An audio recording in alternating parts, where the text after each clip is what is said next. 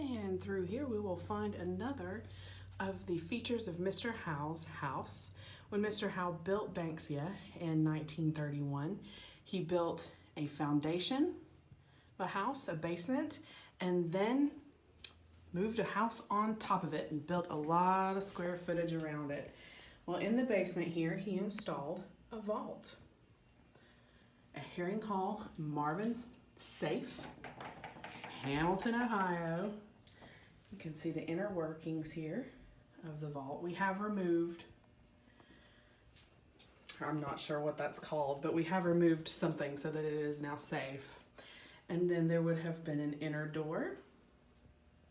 And then you can see that we actually do use this for storage as well. We store our priceless artifacts in there, just as Mr. Howe would have stored his priceless artifacts in this safe.